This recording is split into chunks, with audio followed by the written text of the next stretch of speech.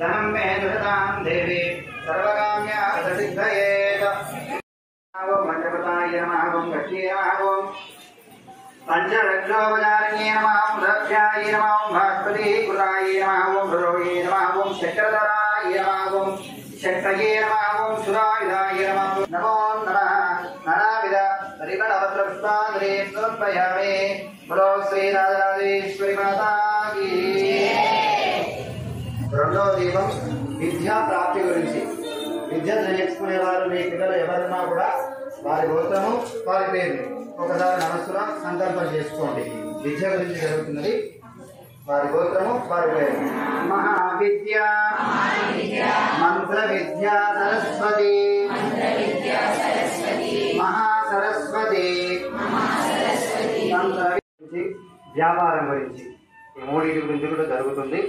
కాబట్టి ఖడ్గ సిద్ధికరం తదా సిద్ధి సారస్వతం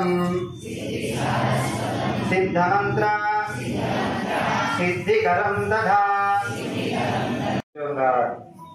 వ్యాపారం కావాలి. దాని తర్వాత ఏం కావాలనుకుంటాం? వివాహం కావాలి. వివాహం తర్వాత ఏం కావాలి? అందరూ కూడా మళ్ళీ సంతాన విషయానికి మళ్ళా సంతానం జరిగినటువంటి వాళ్ళకి కూడా నడుచుకోండి. అయ్యో మా సంతానం అయిపోయింది కదా అని ఉన్నాడండి.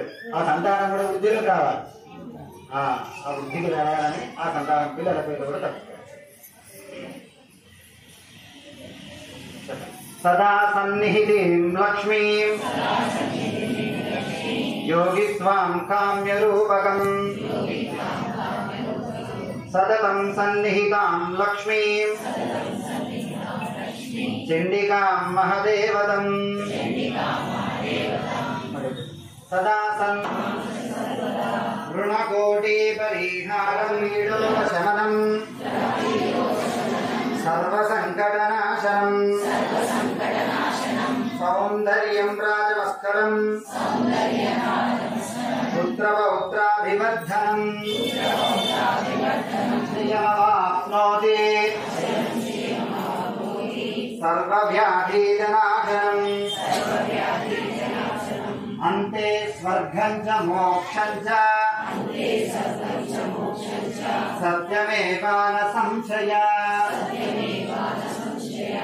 మనసు ఎప్పుడు నిర్మలంగా ఉంటూ ఉంటారు.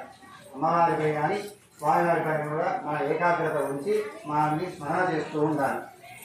మూడవది వస్త్రశుద్ధి. ఎలా పడితే అలా రాకూడదు. రెండు ద్వయ వస్త్రం అంటారు.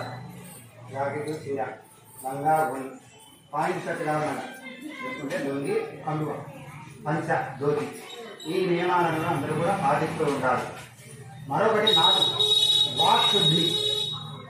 వాక్శుద్ధి అనగానే మనం ఎవరి వాళ్ళని చేసుకోవడం, మనస్సులో ఏదో క్రోధం పెట్టుకొని ఇంకోరిపై బాధ వ్యక్తపరచుకోవడం అది పెట్టుకోకుండా వాక్శుద్ధితో ఉండాలి. ఐదవది ఆహారపు శుద్ధి. ఈ ఆహార శుద్ధి అనగానే ఫస్ట్ మనం దైవ దర్శనం చేసుకున్నాక దేవాలయానికి వెళ్ళొచ్చాం కదా, ఇప్పుడు మనం ఏది పెడితే తినొచ్చు, ఎలా పెడితే అలా ఉండొచ్చు అని చెప్పి కాదు. పుణ్యక్షేత్రాలు వెళ్ళినప్పుడు ఆ క్షేత్ర దర్శనం అయిపోయి ఇంటికి వచ్చేంత వరకు కూడా అలాంటి నియమాన్నే పాటించుతూ ఉండాలి. తినడం కానీ చేయడం కానీ మనకు ఉండేటటువంటి చెడు వ్యసనాలన్నింటినీ కూడా దూరం ఉంచుకొని ఈ 5 నియమాలను తప్పకుండా ఖచ్చితంగా పాటిస్తేనే ఆ వారి యొక్క అనుగ్రహం మనందరిపై ఉంటుంది. అలాంటి నియమాన్ని పాటించిన వారికి ఇప్పుడు మనం చెప్పేటటువంటి అనుగ్రహం అన్నిటికీ కలుగుతాయి. ఇప్పుడు మనం చేసిన వాటన్నిటికీ కూడా ఈ 5 నియమాలను తప్పకుండా అందరూ పాటించవలసినవి. ఇవి పాటిస్తేనే వారి యొక్క అనుగ్రహం మనందరికీ ఉంటుంది. 5 సార్లు అలా చూపించారు.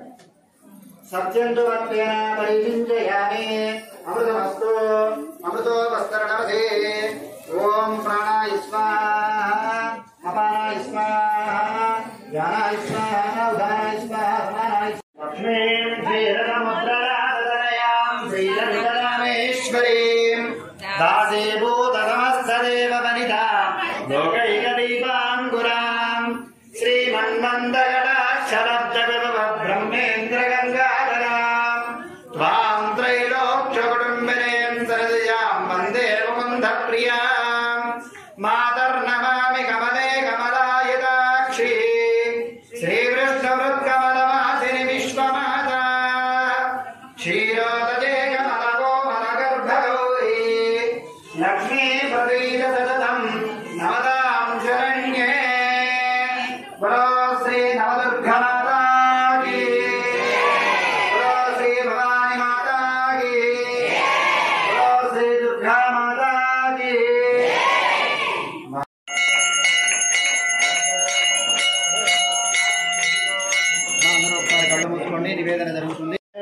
भर्गो देवस्य धीमहि धियो यो नः प्रचोदयात् तस्मिन् परिहिञ्जयामि ओम प्राणाय स्वाहा प्राणाय स्वाहा व्यानाय स्वाहा उदानाय स्वहं समानाय स्वाहा ब्रह्मणे स्वाहा मध्ये दीर्घवाणी उत्तराभूतं समर्पयामि स्तो प्रचारयामि पादौ प्रचारयामि मङ्गलनीराजनदीपो